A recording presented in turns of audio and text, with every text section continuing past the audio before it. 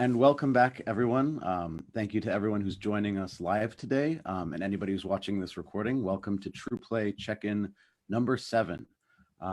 It's been a week or so since we've seen you all, maybe 2 weeks now.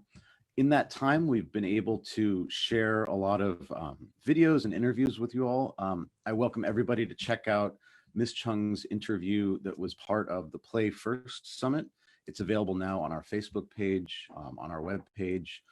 There's a lot of really great information about sort of the foundational ideas in the Anji Play approach. We're really honored and just so happy to be joined this week by Peipei Yu, a parent from the Bay Area in California. For the last 6 True Play check-ins, we've been talking to people all over the world, and it's kind of exciting to be talking to somebody in the same time zone as us. We've been trying to coordinate schedules, and we know that we've got lots of people joining us from around the world, but it's sunny there, it's sunny here. It's great to see you, Peipei. Before we get started, I just want to do a little housekeeping. Next week, we're going to be joined again by Emma Pickering, who's early years lead at the British International School in Budapest. She's joined us for 2 True Play check-ins in the past. Both of those have been more focused on the work they've been doing around COVID-19, their virtual plans, their reopening plans. But next week, we're really going to have a conversation with Emma about sort of her foundational work, how she's been involved with Anji Play, get more of the story of how she's come to that work and what it's meant in her context. So we're really excited for that. We're excited today. A lot of us are parents, but we haven't really had a conversation yet from the parent perspective. I've got 2 of my own. Peipei, I know you have a 7-year-old and a 9-year-old, so there's always the possibility that this will be cut short or that we'll have a few extra voices in the mix, which of course we welcome. We always want to hear from kids. But I know, you've been a close friend of Krystina's for many years. And as a parent, through the shelter in place in California, where as I said, we all are, we've spent a lot more time with our kids. And I know for a lot of us, there's been concerns about what's going to happen to our kids during this time. What does their learning look like? What are we supposed to do? And I know through your conversations with Krystina, you've been thinking a lot about play. I'm really excited to hear about your experience because we're talking about kids that are a little bit older, than what we're usually talking about. We're usually talking about early childhood, which in China is 3 to 6. And I know a lot of people in early childhood education will say that really early childhood goes up to about the 3rd grade. So it seems like this is a really good sort of age group to talk about, a little different than, those toddlers playing with blocks. So yeah, I'd just love to hear what your experience has been like. Why are we in this conversation right now? What is it about, play that has been powerful for you? Well, what's going on? Well, thank you so much for having me. And thank you for introducing me as a parent. I'm definitely not an educator. I'm not trained. I like to say my kids did not come with instruction manuals, and I had to learn directly in the field. So I think all my observations are really from watching my 2 kids grow up and having field experience for almost 10 years now. And so I think, I think the pandemic has been really interesting. I think it's been very, very stressful. But I've observed it's really helped me evolve as a parent. I think first and foremost, I've never spent so much time with my kids, and full disclosure, since pretty much since they were born, they've gone to daycare, then they went to preschool, and then now they're in elementary school. So for, their entire lives, I've only really seen them, at night when they go to bed, in the morning, and then the middle of the day, somebody else is caring for them. And that's still quite a bit of time, right? You have the weekends. But I think first and foremost during the pandemic, I have just had to really get to know my kids as people, rather than, in some ways, I think before they're kind of like these adorable beings that you take care of, and they make you happy because you have these amazing family experiences on vacation or you do weekend trips. But now during the pandemic, because my husband and I have been, 2 working parents trying to take care of these kids, we spent so much time with them. And I think that's really the kernel of my experience during the pandemic is learning about them, everything about them. And a lot of that, I think, has been through watching them do, watching them playing with them, the daily interactions.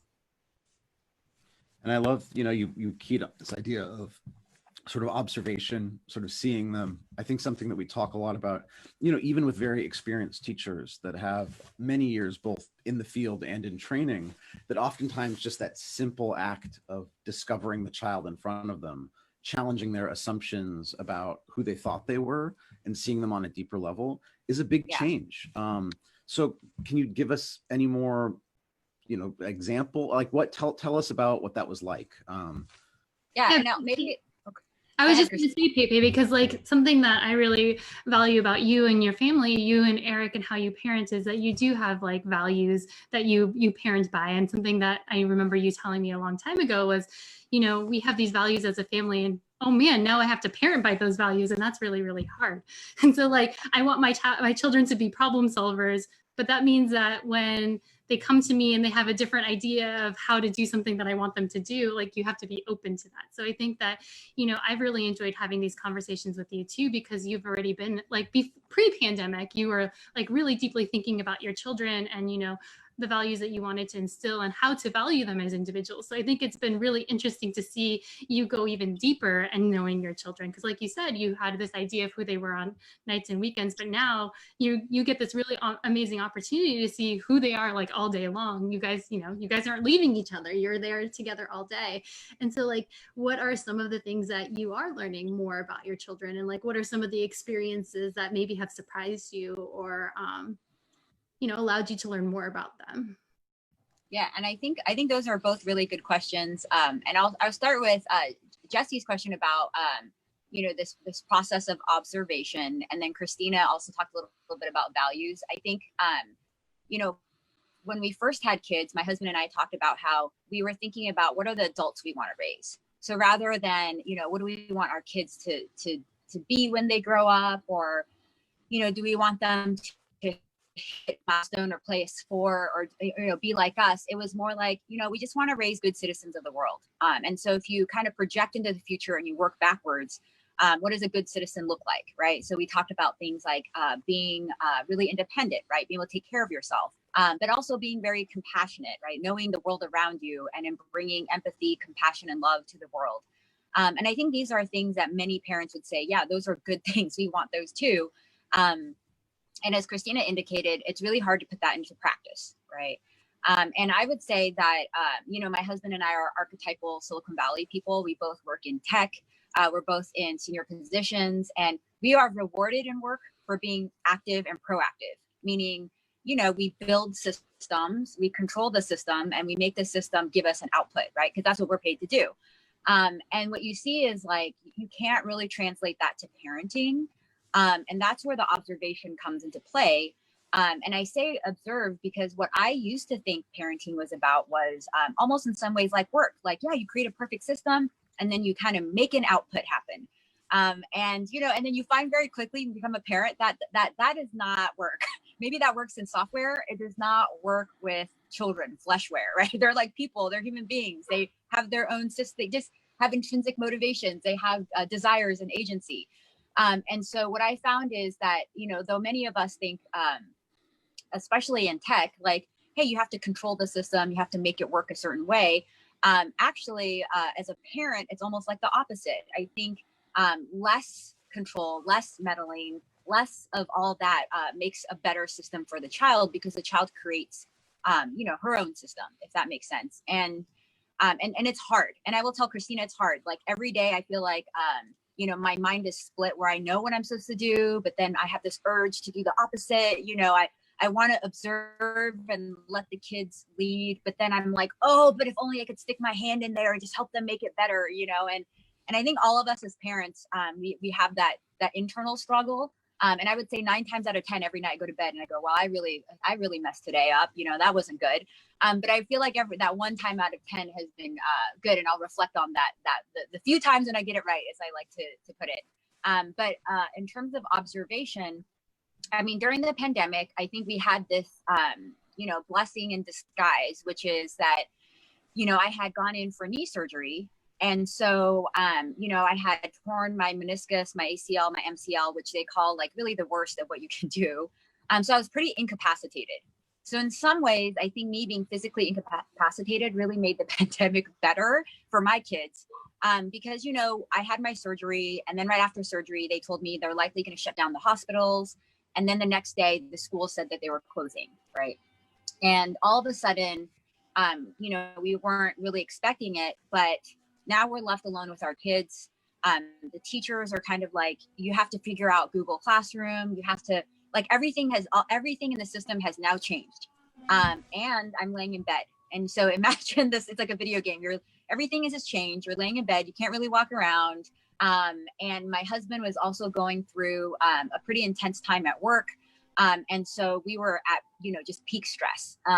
And what had happened there was we were forced to observe, right? We were forced, in some ways, we couldn't meddle too much because we just didn't have the bandwidth to do it.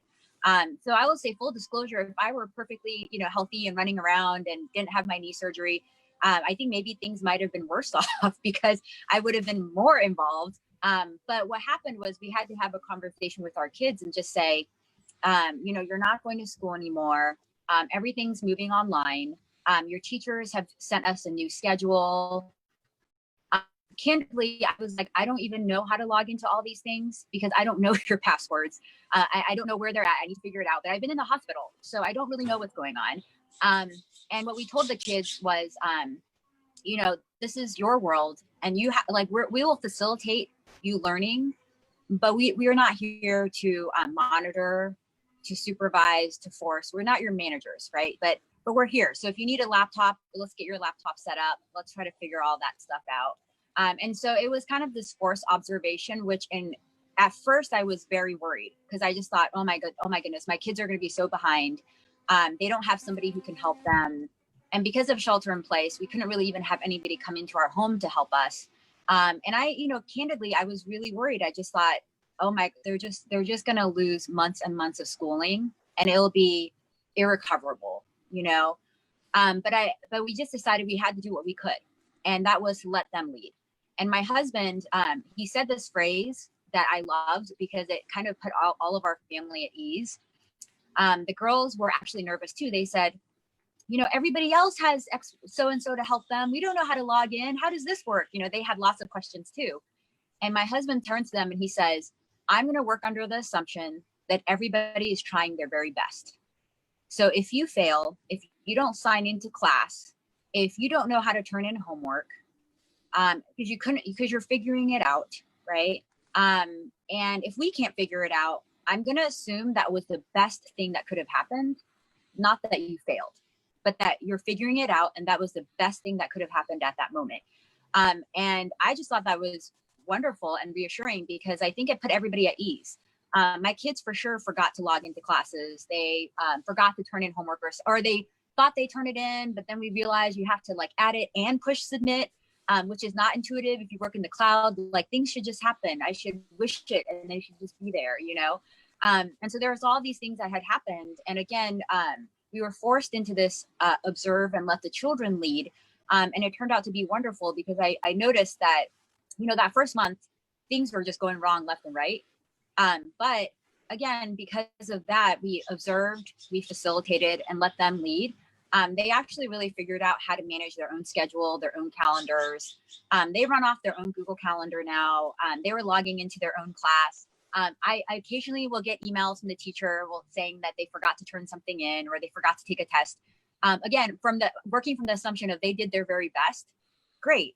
Like they were like, okay, I'll make it up now. I'm like, okay, great. You know, but I think we started from this immense stress and then we kind of evolved towards being okay with whatever process they needed to figure it out, right? And then rather than focusing on the you know, quote unquote failures, really focused on that they were actually improving, right? They were managing their time better. They were really improving. And sorry, that was a very long answer, but I think on the observation front, it certainly wasn't like, you know, my husband and I were masters of parenting. We're just going to observe. It was kind of like, well, we have to because we have no other choice. And it turned out to be the best way to go. Well, and I think you brought up this idea of sort of this certain sort of internal struggle and this idea of going to bed and thinking, you know, we really messed things up today. And then you brought in this word reflection, which I think is also so critical to, you know, the work of any parent, the work of any school or teacher. And I think certainly with the practice of something specific like Anji Play, where reflection is sort of a key component, which means that it's always evolving, that there is no, I'm bad at this. As long as you're reflecting, you're always thinking about what you're doing, and there's always going to be change, right? Reflection allows for change. And in that sense, I think also, you know, for your kids, you know, they're reflecting, they're given the space to reflect on what's going on. There's no fixed, I'm doing it wrong, I'm doing it right. But, you know, meeting kids where they are, I think is so important in that space for children in their growth and learning. I also think what's really interesting is you're talking about this idea of, you know, creating and implementing systems with particular outputs. I think that for us, you know, we always kind of wince when we hear this word child management or managing children. It's a concept that, you know, from our approach, we're not super comfortable with in the way it's usually manifested. But sometimes when I think about Anji Play, I think, you know, this is almost actually kind of the perfect management system, right? Listening to the people that are in front of you, giving them the space to show you what they're capable of, providing minimal structure, and then sort of responding to where they are. So, I mean, something you're describing, you know, it almost seems like almost the perfect management style in some sense. You know, what are you able to do? Let's see what you're able to do, giving people grace to, you know, figure it out on their own. I'm wondering if, I'm wondering how you feel about these ideas now of academic progress, of sort of more narrow definitions of like mathematical progress or language progress, and whether or not you've seen correspondences between these conceptual fields of learning and what you're seeing in your children's play. Yeah, and I think, and I'm going to go back to your first point about systems. And I was doing this reflection, and our family, we reflect a lot. Krystina knows my kids love nothing more than writing about their day. They love writing notes to me when they think I've failed. They also write notes to me when they think I've done a good job. We have a family bulletin board. Everybody's allowed to write notes to each other on the board. And the board is to suggest ways of improving, but it's also to give accolades when they're deserved, right? And I remember at the beginning of the pandemic, one of my kids wrote a note saying that I could be more patient, which is true. And then later into shelter in place, I think when we found more of our groove and we're less stressed, I got a note that I've improved my patience. And while I might not be as patient as my husband, they acknowledged my progress from where I was at. So I just wanted to acknowledge it's not just kids trying to make progress, but it's parents too. I was like, I'm trying so hard to be patient, you know, and I'm starting. And so I'm making my own progress. But on the systems front, I would say that, you know, again, if you look at, again, my observation is that if you look at very educated and kind of wealthier communities, I think there is a lot of anxiety about what happens to their kids, right? And so if a lot of people come from like corporate settings like I do, in corporate settings, as I mentioned, they teach you that you're supposed to track KPIs or metrics, right? To make sure you get a certain output, right? And that you create a system to get you an output. And that when you manage people or teams or systems, you're working towards an output. Now, one thing that I've observed during the pandemic is I've actually shifted my mind about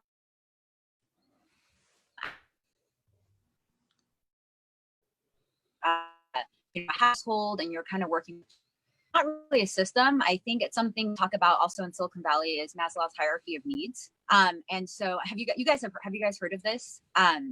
Just to clarify, pyramid, KPI right? Is a key performance indicator, right? Yes, yeah. And okay, so cool. Key performance indicator. And so if you come from a corporate setting, I'll notice that people will think that like, oh, I'm really concerned about my kids learning certain things by certain ages. Because if you go back to look at the work setting, that's how we manage work, right? So like, how many dollars are we making per quarter? How many? What is our systems? Like, is it resilient?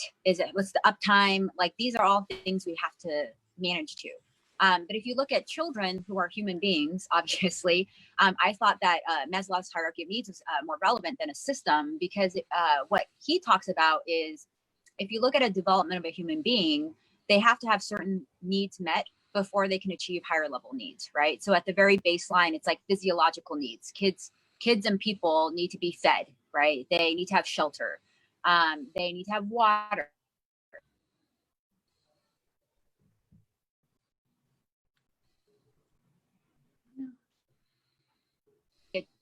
higher level needs, the top of his pyramid, self-actualization, right? And this is somebody being able to fulfill their own potential. So I've been thinking a lot about that because I was like, wow, we think a lot in systems, but when it comes to people and when it comes to children, perhaps we should really be thinking about helping our kids lay the foundations of the pyramid towards self-actualization, right? And so a lot of people, when they talk about kids, talk about, you know, water, food, all that, you know, all the things that you need to stay alive. And then they kind of jump to self-actualization, like, and now my child will be like Einstein or something. But you kind of forget the things in the middle. Now here's one of my kids popping over here. Do you want to say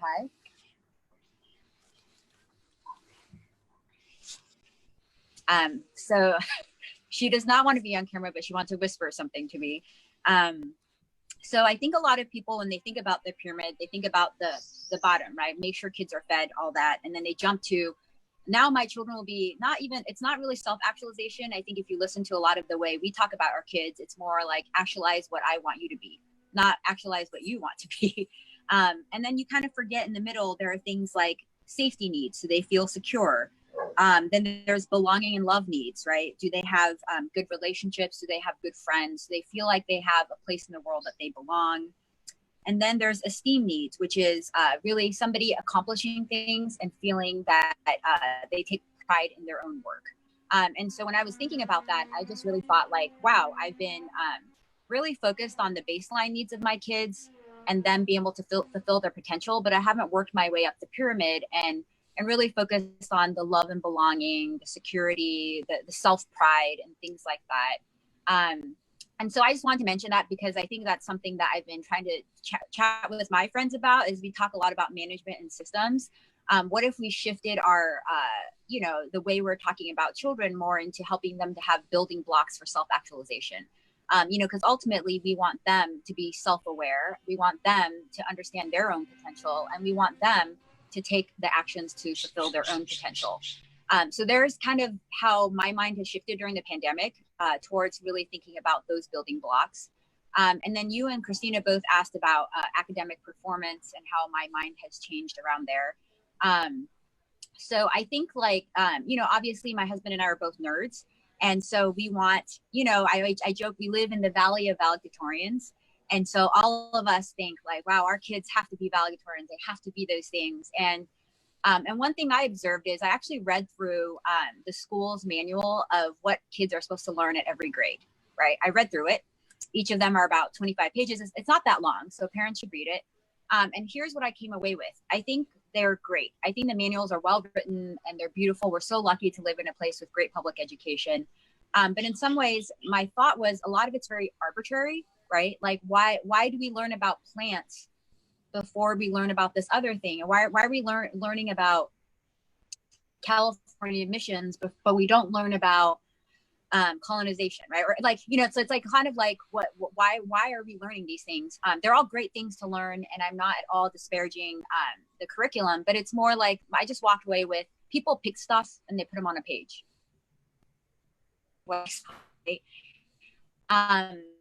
In the pandemic, again, because I had more time, I've just spent more time letting my kids kind of guide their own interests. I did try, so full disclosure, now this is the other half of me. I bought all those workbooks like on Amazon, and I was like, I'm so worried, despite the fact that I tell you have agency, I am so worried that your agency will lead to nowhere. And I'm just so worried that bad things will happen. So I think, you know, I'm just so worried you won't be able to get a job when you grow up, and I have to take care of you forever. So I think if I buy these workbooks, that will be solved. And I actually, you know, you go through the stage where I feel like if I buy these, and they're only $9.99. So if I just buy this, then I will feel better. It will be my blanket. You will be educated, and then you will make progress. So I went and bought all these books, right? And it's insane because it came and I was like, oh my God, like, why do I think these books will make you better people? But I bought them anyways. And my kids are going through it, and they were like, not interested. They were like, I don't. And I remember one of my kids asked me, they're like, there's no context. She was like, I don't understand the context of subtraction here, because it's just sheets of like problems, right? And I told Krystina this, and one of my kids, I think, you know, I got a little bit worried because I'm like, well, when I was a kid, I used to sit at home and just do worksheets over and over again. And, you know, but if you look at Maslow's hierarchy of needs, this is something I was thinking about. I immigrated here And we were not well off. You know, I had to learn English. I had to like learn the system. So my baseline needs were that I needed to study really hard so I can get a job, because my mom's not going to be able to pay for me for I need to get a scholarship. And so I was very driven because I knew that if I had no safety net, right? So I had to achieve, because otherwise I won't be able to take care of myself.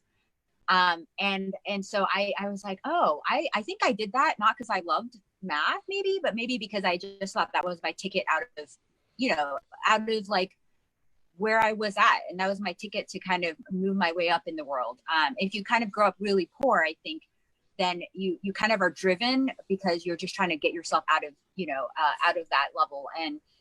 And so they were like, we don't want to do this. This is like it makes no sense. There's no context. And Krystina mentioned this. So I was like, all right, kids, if you could do like 5 problems a day, like, could we compromise?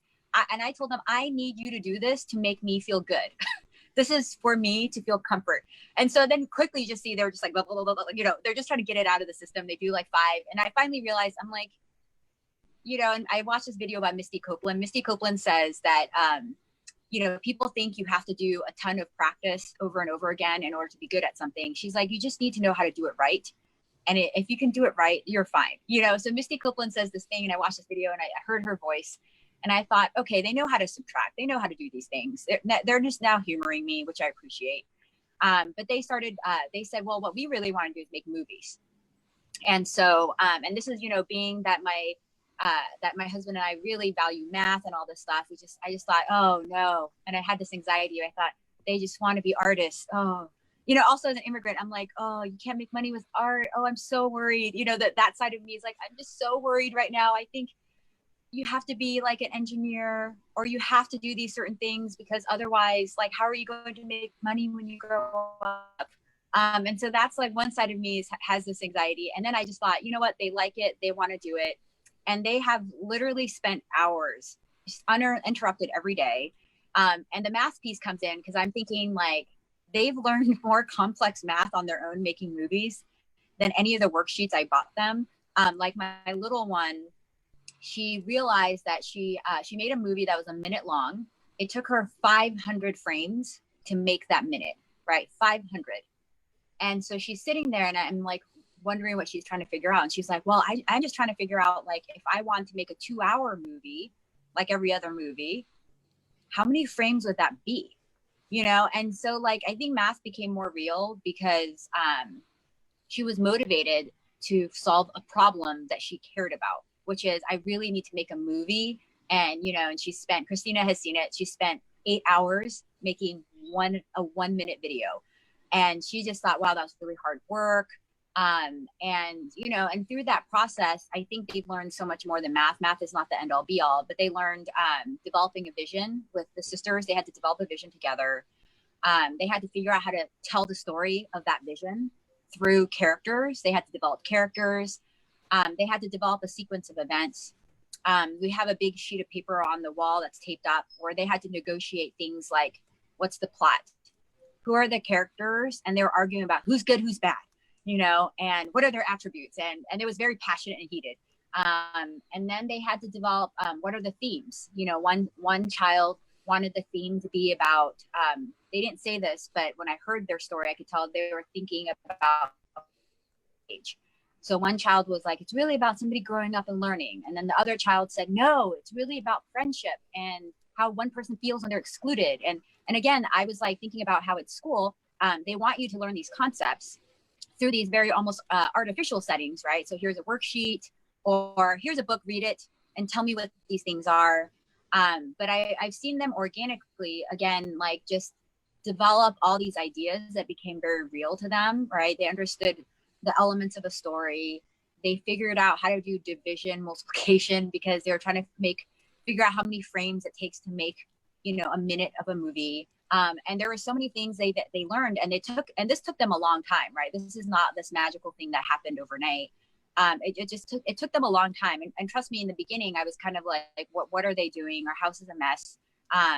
There's drawings of characters and dolls all over the house. They took our CSA boxes and turned them into houses.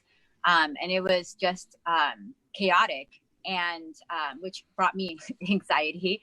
But through the chaos and through their own time, just negotiating what they want with each other, they ended up creating these beautiful movies that I think to me was a glimpse into their minds. And I actually got to know them more in terms of what they cared about. And then they got to learn about the tools in the world that helps them fulfill their vision, right? And those tools being storytelling, math, drawing, art, technology, right? They took an iPad and they had to figure out how to make stop motion films with it. So that's kind of just, you know, when I think about academics, I do think it's important that all children are educated and there's some standardization just because, you know, that's everybody should have access to education. But I think my recent take on it is, you know, how do we have education be driven by the child? How do we make these concepts real to children, right? So they're not artificial kind of helicoptered worksheets dropping in like I did, right? It just doesn't work, at least not for my kids. And they can't also be, you know, project-based learning is a big hot buzzword in elementary school. But I also think when I've observed project-based learning, it's oftentimes people say, here's my project, you do it. Right? And that's, I don't, or like, here's my project, you do it. Oh, it's turning ugly. Well, I'm going to come in and put some nice found materials. Let me just glue this together so it looks really beautiful. That's what I found, you know, and I would say, like, let kids explore, let them find, let things be ugly, let things be broken, let things be messy. And now, based on my experience, if I see anything that's beautiful, I almost see the word caution. But if I see mess, chaos, like things misspelled, their house looks like it's just kind of boxes stacked upon boxes, that's when you know, like, hey, somebody was exploring, because it's not perfect. It's not a work product, right? It's a draft in progress. And I think, you know, you really highlight sort of the depth and complexity that children are just sort of capable of, not capable of, but they're just kind of naturally engaged in when they're pursuing something that's meaningful to them. And I think you're also talking about the fact that children will identify the tools and strategies that are helpful for them in meeting those needs that they have in kind of completing their intention. I remember, I think my daughter was 4 years old and we were driving somewhere. And we got into this like complex negotiation over how many pieces of candy she could have. And like the amount of quote unquote mental math that was taking place, the addition and subtraction that she was going through. I mean, I was shocked. I was blown away. We'd never talked about mathematical concepts about addition and subtraction, but it also made me realize, and I knew this sort of instinctively, but I hadn't really applied it to our own context, that children are adding and subtracting pretty much anytime they're playing, right? It's like, how many steps do I have to take? How many steps back? How many blocks do I need? You know, if I put in one here, how many will I have left? That I think you're keying in on the fact that sort of in our needs to reach self-actualization, or whatever we want to call it, like whenever we want to complete the thing that's meaningful to us, we have to solve problems. We have to, and I'm not just talking about problem solving as we sometimes think about it, as sort of like, here is a specific thing that went wrong, or here's something that, you know, I need to solve in some way, but just like, how am I solving that problem that is right in front of me that I might not articulate? And then, like you're saying, when you step back, when you set aside some of those anxieties or some of those specific things that you think it looks like, and like you said, observe, that depth and that complexity becomes very apparent. And as a parent, you know, it's this incredible opportunity to really appreciate how in that process, rather than in the product, like how in the process you're seeing how that comes out. I think you brought up something really interesting as well, which is sort of this idea of how management is designed around particular outcomes. I think that one of the reasons that's interesting from us from an educational perspective, or even from a systems design perspective for education, is that for more than a century, we've treated education like, how do we make good workers? How do we take what quote unquote works in a very outcomes-based, you know, efficiency-based model of production, and then how do we put that onto children? And so I think maybe one of the challenges, or one of the things to think about is, okay, so we're seeing how that doesn't really work, or not how, or how it's not necessarily going to provide space for children to be human beings and develop their potential for depth and complexity. That if we kind of maybe separate out our idea of like what work looks like and what efficient outcomes look like, that we can find this better model for children. I mean, I guess one of the challenges would be, okay, now we've seen that what's better for a child to reach their fullest potential, can that be brought back into the workplace? I mean, maybe, we're doing a good job at getting outcomes in workplaces, but are there serious problems in the way capitalism runs or in the way workplaces runs that could be better addressed through workspaces where those needs are being seen and met? And I don't know. I mean, it's not our area. But we always hope that young children push up into primary, but maybe young children should also push up to, senior management levels at major multinational corporations. Well, and I think that there is a high correlation. I mean, I always think back to, organizational leadership, organizational behavior, because that's what I've spent my career doing. And I would say that I don't think those two things are separated. I think that a lot of the dysfunctions I view in education comes from our assumptions of what makes a good worker, right? So if a good worker creates predictable widgets, then we're going to, I think for a long time, our education system's mission was to make good employees of the future, right? So if that's your mission, then of course, whatever you are looking at in the future for the workplace, it's going to come into education. But my thought is, and we've all talked, we talk about this a lot in tech, which is that as computers are able to do more and more, making widgets at a predictable quantity, at a predictable quality, that's something computers can do, right? So even if I accept the premise that education should be creating good workers, right? Let me just accept that premise, which I actually don't, but I'm going to go down that road. But if I go down that road, if you think about it, we aren't creating good workers for the future, even if that's what we should be doing. Because in the future, what people will be asked to do is to be extremely creative and to solve unknown problems, right? The problems that are known and that we can solve them pretty easily, computers can do, machines can do, right? So we no longer have people, for the most part, we have machines make widgets, right? So back in the day when education was started, I imagine people are like, gosh, we got to make sure everybody creates 100 widgets a day. So maybe we all have to count to 100, I'm making this up. I don't actually know the history, but and so that makes sense. But what happens now when computers are doing a lot of our work, and I think creativity, problem solving is so important for our world. And what I think is that I think the workplace hasn't necessarily caught up. I think, schools haven't necessarily caught up with how do we make that happen. I think a lot of what I see, all schools, I'm not saying my school, a lot of schools, we've looked at private school, public school. I think there's a lot of good marketing. But if I observe what's happening, if I joke that I would not put my child in a school unless I did a tour and looked at the faces of the children and teachers, right? Because their faces will tell you everything you need to know. Because I think what I should be seeing is joy, curiosity, a love of the world.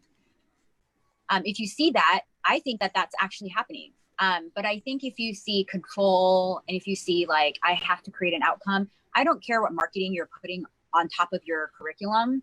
It's just the same, right? And so I think that they're very tied. I mean, if you look at even the pandemic, the reason why schools is such a hot button issue is the fact that schools can't open means that people can't go to work, right? So we are realizing through this how much schools is actually tied to work and the school hours, the way we set up schools, the way we set up aftercare.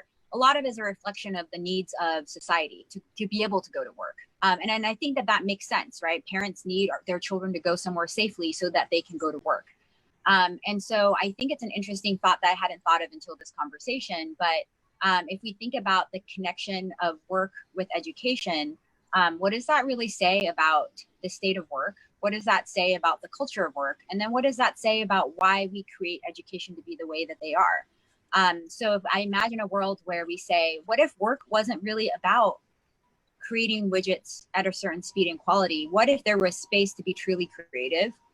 What if there was space where the focus shifts from, you'll always get what you want based on the metrics you look at. But if you're optimizing for creativity and problem solving, what would that look like? And how would that translate to education? And so I think that it's not necessarily true that at work you have to manage a system one way and at home you manage, at school you manage it a different way. I think that they're all very interrelated. And I think right now in the world, I think we're just going through a shift, right? We're going through a shift, realizing that as machines can do more, as people aren't relied on to be kind of widget makers, what does the new world look like? I don't know if we all know the answers. I know everyone keeps saying creativity is key, creativity is key, but we haven't actually done anything to make creativity key. So we kind of know it, and we've talked about this. When you know something, it's really different than acting on it. And I don't know the answers either. I struggle with where I see my kids are very creative, and I inadvertently squash their creativity all the time. You know, I think I'm helping them, and then in observation and in reflection, I realize I'm not.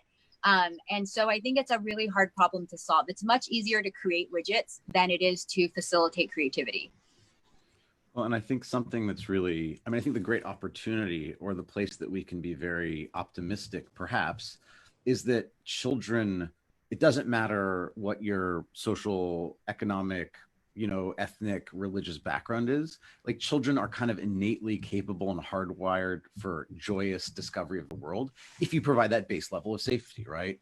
And if you kind of set aside these other things that you want to see happen, that children are just, you know, children are learning to solve problems. They're trying to understand what the world means, what people mean. They're kind of, and I use this sort of phrase, and I don't know if it really makes any sense outside of my own head, but like children are constantly, you know, examining the relative truth value of a series of propositions, right? Like, if I drop this, what's going to happen? Like, if I respond to this person in this way, what's going to happen? And so they're always asking the question, what is gravity? What is force? You know, that they're establishing their own set of definitions of truth, of laws of nature or laws of the human world.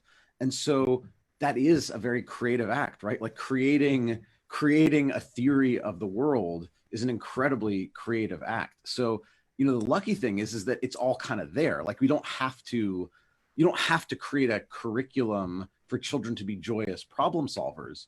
What we talk about is what are the conditions that you create so children can joyously solve problems. And I think so, different. I think that's something else to consider is the way that we as adults maybe approach that is different than the way that children approach it, right? So like children might approach it in a way that seems like completely ridiculous to adults, but it doesn't make it any less valid. Like I think I was remembering a story you were sharing, Peipei, that like your girls were like trying to create the most realistic looking pea for whatever project they were doing. And as an adult, like that seems like completely okay, like that's like really crazy, like that's ridiculous. But for them, like there was so much like scientific thinking happening, and there was an actual reason for them to, you know, be approaching that problem and solving it. And just because we think that that problem is solely to solve doesn't make it any less valid to them, and it doesn't make the learning that's happening with regard to solving that problem any less valid as well. Yeah, and I think the key to that is, like you're saying, is like it's kind of like when you do improv. I don't know if you guys have ever done improv, but like you don't say no, you just say yes, no matter how ridiculous. If I'm like, I'm a teapot, and everybody's like, yes, you're a teapot, even if you're like, why is there a teapot involved in the story right now? Oftentimes as kids, I think, why is that happening? I don't get it, you know. But like in improv, you just say yes, and then you see where the story goes. And that's something I'm also working on with my kids, as Krystina pointed out, is they'll say something and I just go, yes. And then I ask why or how, what do you think? And I'm trying not to make statements. I'm trying to ask questions that then takes their story, if you think about the improv world, to the next iteration, right? So they've passed the ball to me. They've said something that seems ridiculous. I'll ask a question, pass the ball back to them. They'll likely pass it back. And so one example I'll give, which I'm just thinking about this all the time because it was so fascinating to me. I went outside and my daughter, one of them, wanted to ride her bike, and she was riding her bike in circles. And I was kind of like, don't you want to go down the street? Don't you want to? And she's just like, no, I'm just going to ride in circles. I was like, okay. So she's riding in circles, and, you know, and she's kind of like, you know, the way kids are, where you're thinking like, oh my gosh, look on the road. I was like, how do kids not have a survival instinct? You need to pay attention. So she's going in circles, and finally she stops and she goes, hey, I have a question. And I was like, what's your question? She's like, is power always bad? And I'm like, what do you mean? What kind of power? And so she thought that she was thinking about Roblox. I don't know if you guys know Roblox, but it's like this game site for kids. And the money that you get in Roblox is called Robux, I think. And so you get this digital money, and you can do things with this money. right? And so she said, well, I've observed that in the world, oftentimes people with a lot of money, they also have a lot of power. And sometimes when people have a lot of power, they do a lot of bad things. And so she just said, well, I really want to be like, I just want to be the richest person in Roblox. But now I'm worried because does that mean I'll have all the power and then I will turn bad? And so I was like, huh. And she's like, but I really want the Robux because I got to do these things. And she's like making a list of, here are all the things I want to do with my money in this game. You know, I need to build my mansion because all of our friends were going to live in it. And she's like trying to explain why she has this deep desire to pursue this, you know, this gaming currency. But then she was worried because she's like, should I even pursue this if I know that the outcome will lead to corruption, basically? And so it was really interesting. My first instinct was like, you know, to give her the answer. And well, whatever I think is my answer. But then I just asked her, like, are there people with a lot of money that you think are good? Or can people be good and bad at the same time? Is power always about money, or do some people have power in a different way? Right. And so I actually ended up not giving her whatever I thought was the right answer. And we've continued to have that conversation. I just keep asking her questions. Right. And then she started asking questions like, well, in Roblox, you can have firepower. Do you think firepower can make you corrupt? Or is it just, but maybe it can't because it's not real. And so again, I don't really know what she's exploring, but like improv, I think she's trying to create a story in her head, a narrative to understand the world. And my job is to keep saying yes to her story and to keep asking her questions to help her develop her story. And I've talked to Krystina a lot where I have this desire to be a content provider for my kids. Like, here's the answer, here's the content, here's everything you need to know. But I've tried to resist that urge and become a thought facilitator. Right. And it's very different, right? It's very different to facilitate a thought versus to believe you're giving thoughts. And it's a longer process, right? Like, I'm sure that this conversation will be ongoing. She spends a lot, especially with all that's going on in the world with the protests. She's asked a lot of questions about, you know, why some people have more power than other people. She's asked, could you be a person that has experienced like police brutality? Can you have power? How does that happen? My other daughter said she wanted to, she read a book about Harriet Tubman, about somebody who had no power, but then created power by helping others, right? And so again, there's a lot going on in the world. And I think that kids process it in their own individual way. And they ask questions that seems ridiculous. Like, if I were the richest person in Roblox, would I be corrupt? Or is it real? Is it not real? And I think that when I've asked more questions, I see there's a direct tie to them understanding the world. But, you know, as Krystina said, it's a convoluted path, right? Sometimes I'm like, where are we going with this question? You know? And there's been a number of questions they've asked. They've also recently asked things like, because we have a dog that they love, when we speak to the dog, does the dog hear it like when we hear French, because we don't speak French, right? And do dogs have the capacity for language? And is that language only with other dogs? But is it only with other Black Labs? Or what about like, a different dog? And we've sat in the backyard a lot because of the pandemic, and they've observed this bird comes every day. It's the same bird. And they've also asked, like, do birds have language? You know, and so again, we started going down this road, and I'm sure we'll revisit it. But you know, it is a way for them to, as I mentioned, just understand the world. And I think we facilitate that. I think it would be easy for me to get a book and say, here's the answers to birds and languages. Here are all the answers about dog cognition. But I kind of think, like, you know, let's take your question. I might look online and say, oh, TEDx is a great video about birds and language. You want to watch it? And usually when they watch it, they ask more questions. And if you think about what kind of adult you want them to be, I want them to be adults that ask questions. I want them to be adults that pull on a thread and keep pulling on that thread and keep asking more questions, challenge the answers that they get. And I think that that's ultimately what we want. And if we see our role, I think as parents, to be facilitators, rather than the content providers, I think we'll be more successful at helping them be those creative thinkers.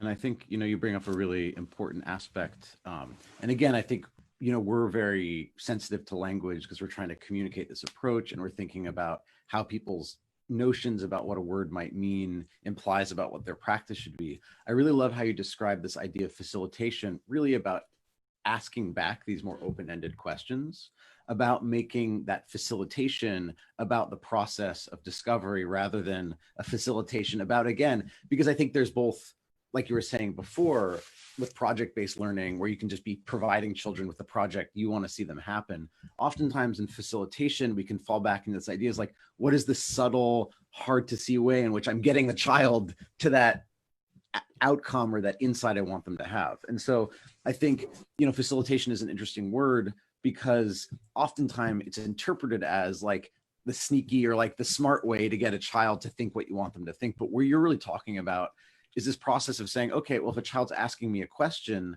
like where's the space for them to start answering that question? And I think, the other thing, starting even with the youngest children, I mean, with my 2-year-old, when she would ask me a question, I would say, what do you think? Like, what is, why do you like, always putting it back, because oftentimes asking the question is an invitation for you to listen to them give you the answer or work through their own process. That oftentimes asking the question is not actually asking for an answer. They're asking for a relationship where they want to show you what their thinking is. And so I think we can't assume we have a map to their mind, right? So I think if they ask you a question, I think like something that that I've learned from meditation is like living in the moment. And I think with your kids, it's very much living in a moment, like you're saying. They're not asking you for a map to the answer, and you don't even need to know what the map is. They just want you to respond to them at the moment with the thing that they presented to you. And it's oftentimes all you need to ask is like, well, what do you think? Because I think what you're saying there, I think was very powerful for me, is they're not asking you for an answer. They're asking you to know that their question is important, that they're important. Their wondering is important, and it's important to you. And I remembered one of my kids said this to me. She said, I'm really sad I don't get to do all these things because school's closed, right? These are all things you have to congregate together to do, like choir or basketball team and, all this stuff. That won't happen. But what this child said to me was, but I'm really grateful because I get so much time with you and we just get to talk all the time. Meanwhile, I'm thinking like, oh, it's so much time, like I need a break. And I was, I was in my mind, I was framing it as I am so tired. I just need a break from talking. Sometimes I joke like, okay, can we have less conversation? But then I'm realizing that for them, they're feeling so special. Right. And in some ways for the exhausted parent, not having the answers is way easier. We went to the beach and we actually by chance saw a dead humpback whale on the shore. Right. And it was very rare to see that. And both girls asked me, is it dead? And again, I was just taken aback because I was not expecting to see this. And I just said, what do you think? And they're like, yeah, we think it's dead. And they're like, how did it die? What do you think? How did it die? And I was like, well, how do you think it died? And again, it was like they were processing death in this moment. And I think that they had their own ideas and they came up with their hypothesis of what happened to the whale. But I think that they just needed me to like be with them, to look at the whale. And I think to say, it's okay to talk about death, because you could tell they were kind of like, and it was bleeding, right? It was kind of gory and it was a lot. It was a lot to process for a child. But I think that they needed me to say, death is okay. And it looks like the whale had a violent death and it's hard to process, but it's okay to think about it. It's okay to look at it. It's okay to have your own ideas. And one of my kids who loves animals so much, I could tell she was very sad, and it's okay to be sad. Like these things are okay. So I think they were asking me not for an answer. They wanted validation that it was okay to think about these hard topics that makes them feel bad. And again, like I think for all parents, it's easier. I don't actually know what happened to the whale. It was much being very tired all the time. It was easier for me to kind of throw that ball back at them and just tell them, I'm with you through this journey. You lead, you guide. It's okay to think about these things. So you keep thinking and I'm here to think with you.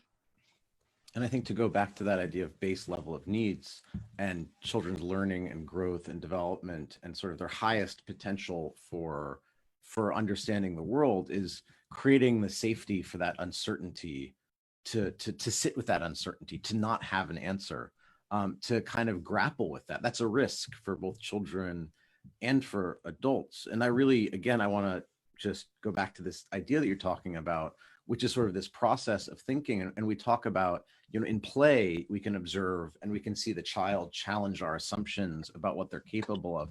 I think also in this process of listening and facilitating or asking these open-ended questions, that we can often have our assumptions about the child's capacity challenged in just the way they respond, that a child will oftentimes provide the answer to their own question with depth and complexity that we might not have even been thinking about.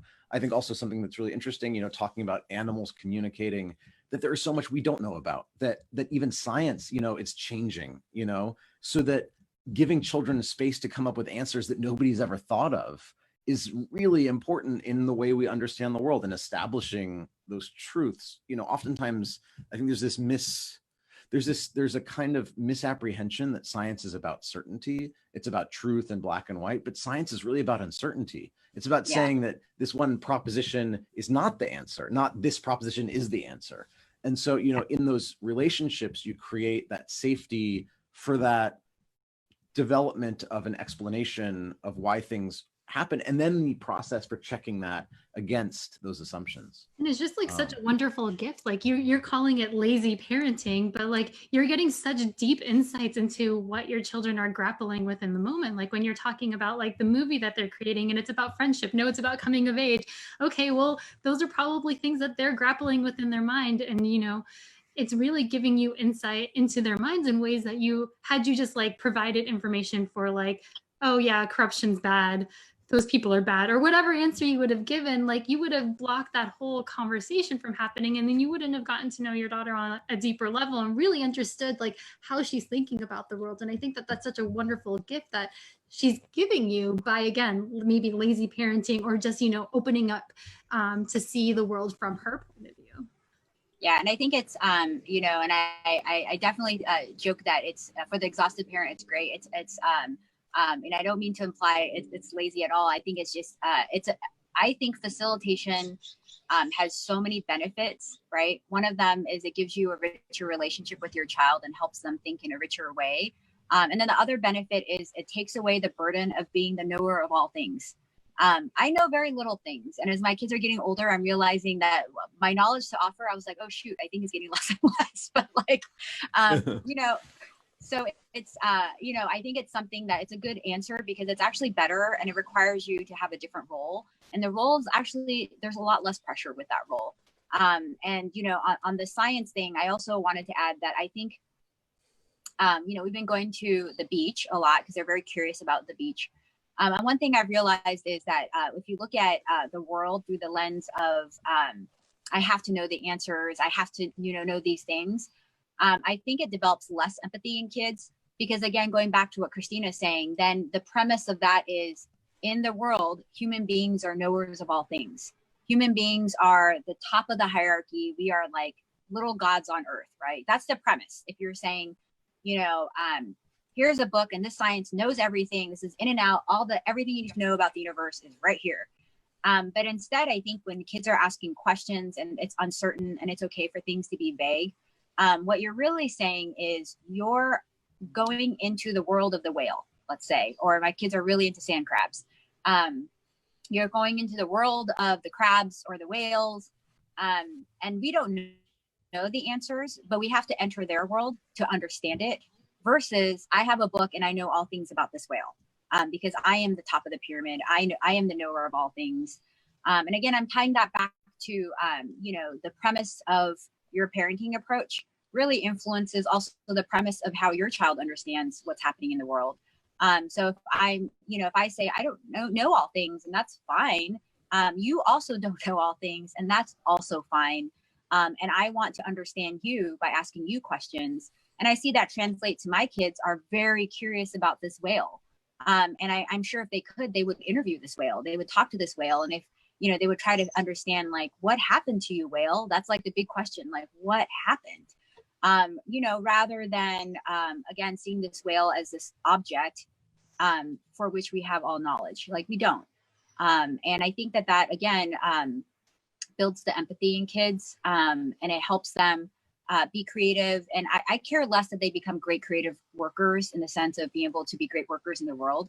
But I care more about, are they good citizens of the world, right? And the good citizens of the world will be creative problem solvers. They will approach the world with empathy. They will approach the world with curiosity. And they will approach the world with, I want to be in your world. Like Jesse and Christina, you guys know more about education than I do. I would love to enter your world and understand more. And I think there's a respect for other people. There's a respect for other beings in asking those questions, and more so than making statements. I think to come back to where we were speaking a few minutes ago, that's modeling a different version of power, right? That's almost like a superpower versus a power in some sense. That openness to understanding and to seeing and to thinking and to creating.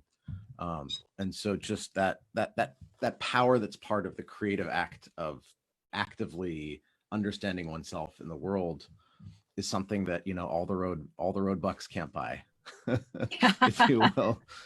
So I just want to thank you so much for your time. I imagine you do want to get back to your family. I've got, you know, a 3-month-old. I should probably be some part of his life.